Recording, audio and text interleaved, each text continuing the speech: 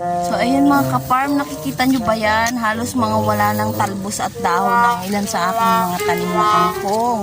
Hanggang doon yan mga ka-farm. Nilusong ng mga kambing. Kaya naman nandito ako ngayon para bantayan. At ayun, may mga kambing na naman doon. Sa maya-maya kasi nandito na rin yan. Ayan, may kambing na dyan. Ayun pa. Lumalapit sila dito. Nakikita nyo dyan mga ka-farm, halos kinain nila lahat ng mga talbos. Ayan o.